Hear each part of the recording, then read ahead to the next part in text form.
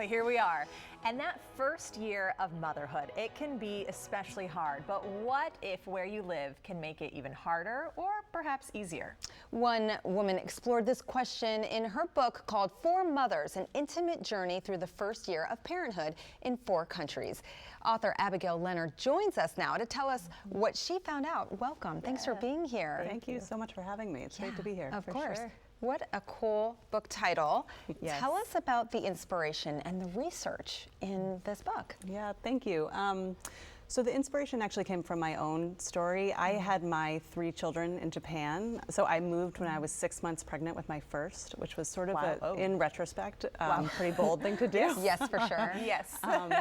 So I got sort of used to the Japanese way of raising kids to some extent. I mean, it was sort of hard. You're learning to be a mom and learning about Japanese culture and all of these things. And then I moved back to the US and I just found it really fascinating to think about how different the sort of day-to-day experience is, just depending on where you are and depending on how much support you get from your community and also from, you know, policy measures that are in place. True. What's the biggest difference between Japan to here that you noticed that was like, oh, this is not what I was used to? If you can even just sum that up. Right, I'm sure there was a lot. No, there was a lot. I mean, just day to day, there were these amazing community centers, you know, right near my house. You could go every day. They were free. There were other moms there. There were sometimes like midwives who would come and give you advice about your baby, you know, all these sort of things that took some of the nervousness out of that. But on the other hand, there was an enormous amount of cultural pressure on mothers to do pretty much all of the caregiving. So you really feel that day to day too. There's hardly any dads sort of involved. You know, there's this expectation that men will be working all the time and women will be doing the caregiving, although more women are working. So that I really noticed when I came back, just how much more involved dads were here, but also how difficult it is for women to sort of balance both the professional and home obligations without a lot of that same kind of, you know, there's no community centers, there's no paid leave, there's no, you know, I spent 5 days in the hospital after I had my child, and so did the woman I profiled in the book. So that's huge, you know. Yeah. Yeah. What were some of the other key takeaways from the stories that you researched through the book? So it's 4 moms, right? There are 4 moms. Yeah. It's Japan, the US, Finland, and Kenya.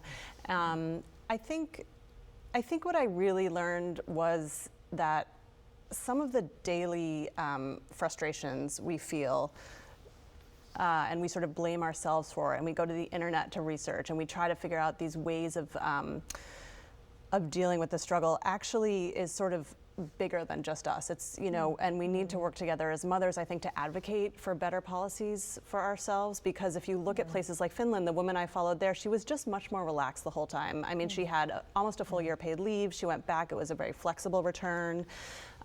She never used a breast pump, for example, because she was always with her baby, and then by the time she went back to work, she was sort of done with breastfeeding. And so you compare that to the women in the US who had so much trouble finding childcare because it was so expensive. Her parents took care of her baby, but they were in their 70s and they were taking care of her disabled brother, and it was just very hard for the whole family in a way that it just wasn't for the mom in Finland. And I thought that was really telling, and the woman in the US felt like it was her fault, and it really wasn't.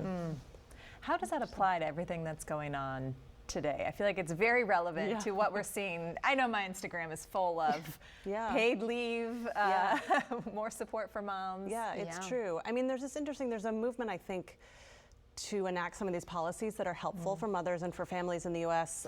At the same time, there's this sort of pro-natalist movement going on where there's a lot of men in our government that are pushing women to have more children, and at the same time they're not sort of offering the support that I think really would make that feasible and also sort of more pleasant day to day for mothers. Yeah. That's a good point. We just began the topic. Now let's keep going. I know. We need a whole TEDx situation to learn more. But thank you for writing this. Please. Yes, read the book. You can grab Abigail's book, For Mothers, An Intimate Journey Through the First Year of Parenthood in 4 Countries. It is everywhere that books are sold, so go grab your copy today. Thank you so much. Thank you.